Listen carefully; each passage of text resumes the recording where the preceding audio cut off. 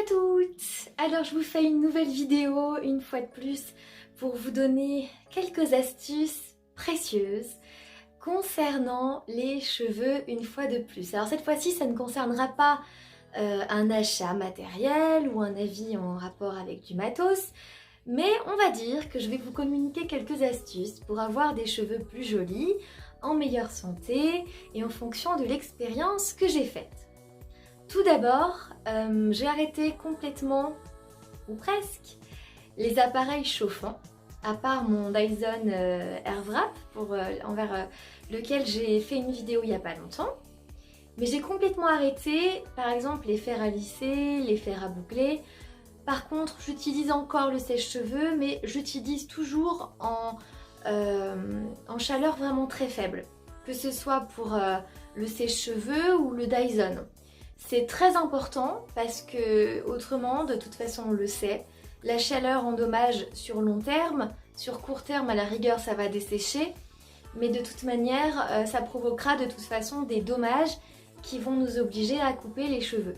Donc si vous avez déjà les cheveux très abîmés, mauvaise nouvelle, comme on vous l'aura déjà très certainement dit à de nombreuses reprises, il faudra couper les cheveux, alors petit à petit, essayer de couper les pointes.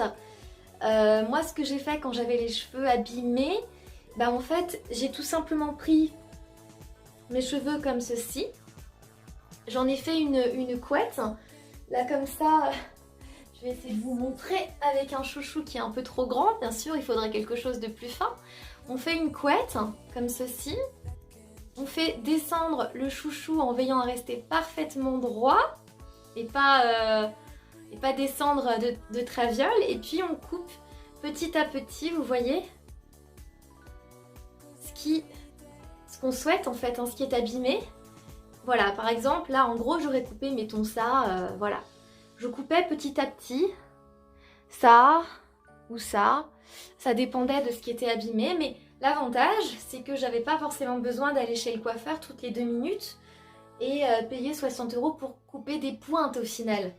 Donc ça vous permet d'éviter de tout couper d'un coup, le fait d'entretenir petit à petit, et je trouve que c'est vraiment génial. Donc déjà, il y a ça. La deuxième chose, vous l'imaginez très certainement, c'est d'éviter complètement les colorations capillaires chimiques, parce que effectivement, il y a des colorations capillaires naturelles, comme la fameuse marque Marc-à-Part, qui pour moi jusque-là est la meilleure coloration végétale que j'ai pu trouver.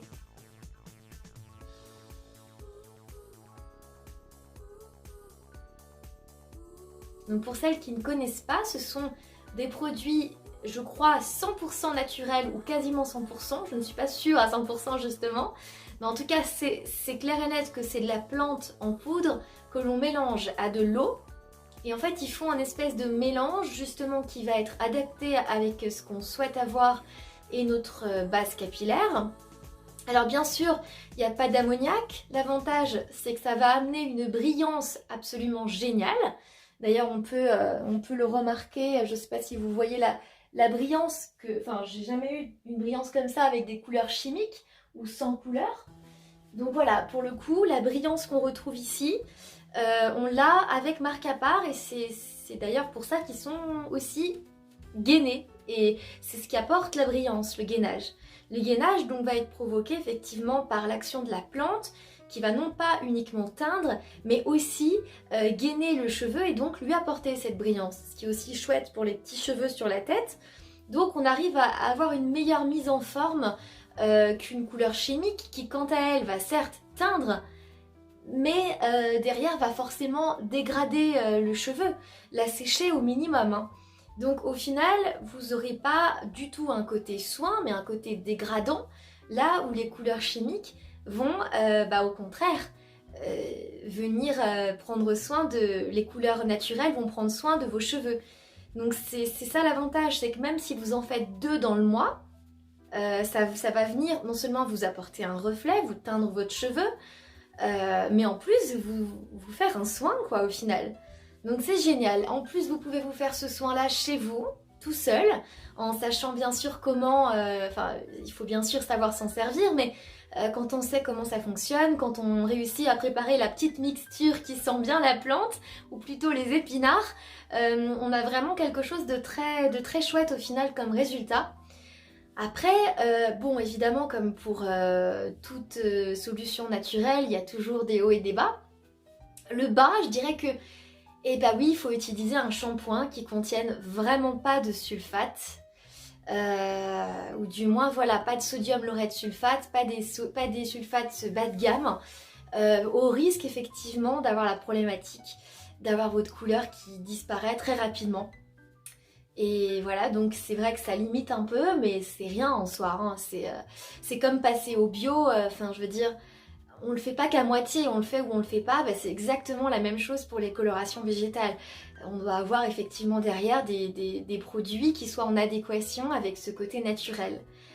Enfin, la couleur, il faut savoir qu'elle doit pas forcément être comme on l'aurait imaginé à chaque fois. J'entends par là qu'en fonction de la base qu'on a, si on a déjà fait des colorations avant, chimiques ou non, on va avoir un résultat qui va différer d'une personne à l'autre, ce qui est logique. Une personne qui se sera fait teindre les cheveux en chimique avant aura un résultat totalement unique en son genre par rapport à une personne qui n'aura jamais rien fait. De même, une personne qui aura telle base, châtain ou blond très clair, n'aura pas du tout un résultat similaire à une autre personne. Ça dépend de la base qu'on a, le reflet qu'on a de base. C'est extrêmement varié, comme le chimique, mais encore plus pour les colorations végétales. On a vraiment quelque chose où on ne sait pas trop à quoi s'attendre, mais la bonne nouvelle, c'est que si on n'est pas content, on peut se refaire une coloration directe. Il n'y a pas besoin d'attendre parce que c'est un soin avant tout. Donc on peut s'amuser à superposer les teintes et puis faire nos petites mixtures, nos petits mélanges, par exemple avec du rouge garance, décoction pourpre. On va avoir tel résultat. Ça va évoluer en l'espace de quelques jours, mais alors complètement on aura un autre résultat. Si on n'est pas content, on peut refaire une autre couleur pour venir éradiquer par exemple des reflets qu'on n'aime pas. Donc c'est l'avantage, c'est qu'on peut tester beaucoup de choses. Parfois il faut quelques soins avant de trouver sa propre bonne mixture. Mais le mieux c'est de vous rendre directement dans les salons marque à part. Il y en a un à Lyon, dans le vieux Lyon. Et ce qui est génial, c'est que vous pouvez par exemple servir de modèle. Et c'est top parce que bon bah on peut vous donner directement des conseils et faire des petits essais. Et puis si on n'est pas content, on recommence une nouvelle couleur pour les prochaines fois. Et on ajuste au fur et à mesure, on note ce qui correspond à telle ou telle cliente. Et ça donne quelque chose de vraiment super à la fin. Voire même dès le début, à vrai dire. Dans tous les cas, vous aurez les bénéfices d'un soin, même si la couleur n'est pas exactement ce dont à quoi vous souhaitiez avoir au départ. Donc ça, c'est plutôt cool. Voilà, déjà. Ensuite, donc oui, bah personnellement, comme je vous l'ai dit, pas de chaleur. Voilà, comme je vous l'ai dit, les colorations végétales, pour ma part, avec les années, les superpositions de couleurs, ça m'a permis d'avoir un cheveu complètement modifié.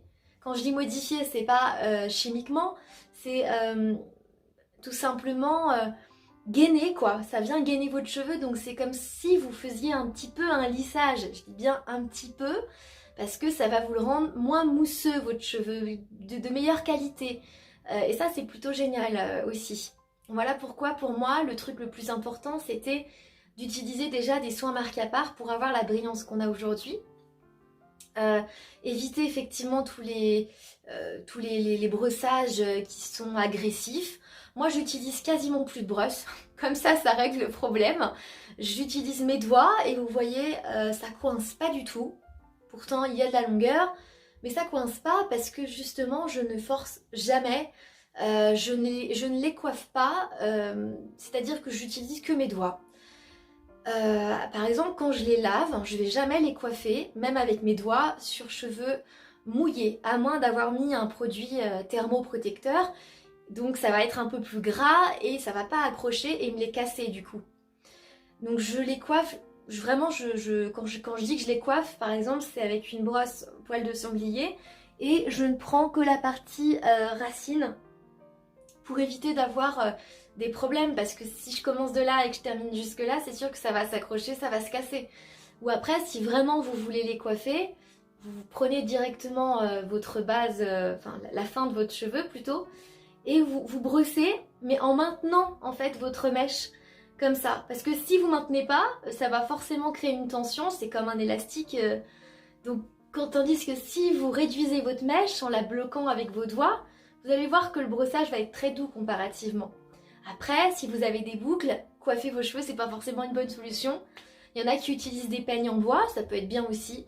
Encore une fois, ça va dépendre de votre nature de cheveux. Il y en a qui vont réussir à le tolérer, d'autres non. Moi, je sais que j'ai pas besoin de ça. Les colorations marque à part, encore une fois, me rendent mon cheveu gainé, plus facile à démêler. Et puis aussi, surtout, vous le savez, les soins, les produits que vous utilisez, c'est vachement important.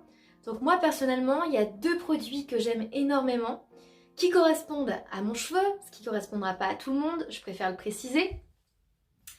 Il y a le shampoing réparateur, bain réparateur Kae, à base d'huile d'argan.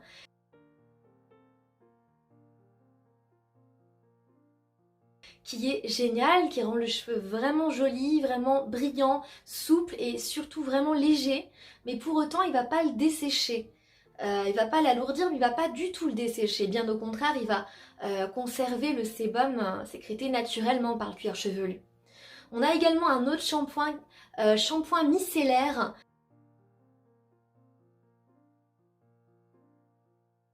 À base d'acide hyaluronique, donc je vais vous mettre bien sûr les liens dans la barre d'information. Et en plus, ce sont des shampoings d'assez grande contenance quand même.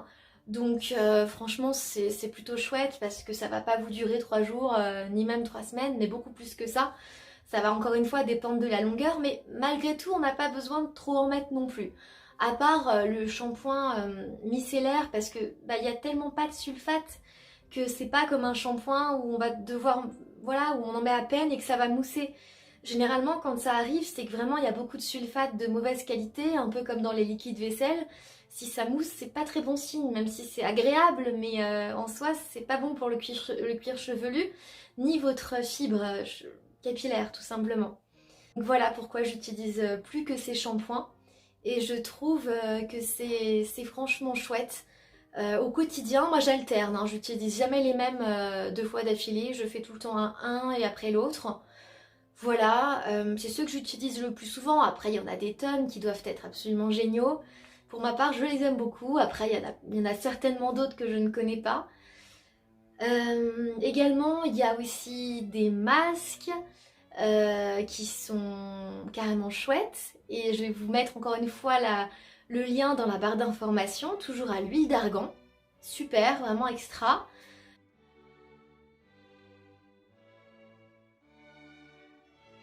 Vraiment naturel. Il y en a un autre à base d'or, entre guillemets.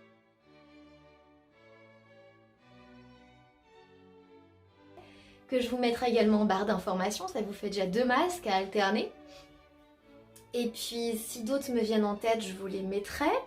J'aime aussi certains masques de la marque Lush, qui sont pas mal. On a American Cream qui est plutôt considéré comme un conditionneur, donc plutôt un après-shampoing.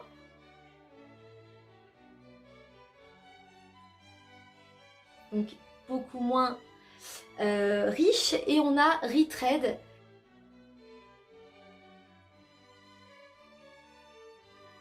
qui sert quant à lui de masque assez riche en fait finalement, que je conseille, qui sent d'ailleurs très très bon.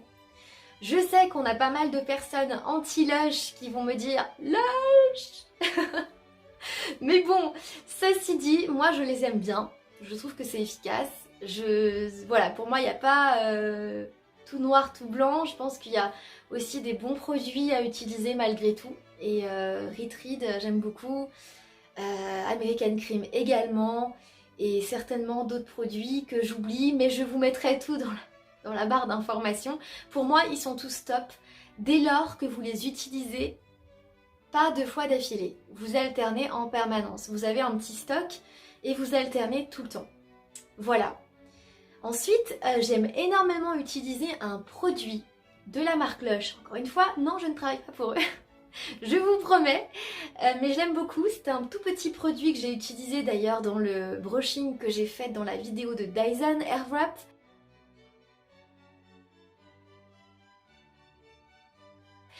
Et il est tout petit, il est génial, il peut s'emmener partout, enfin, c'est comme si on prenait une gomme avec soi, c'est minuscule.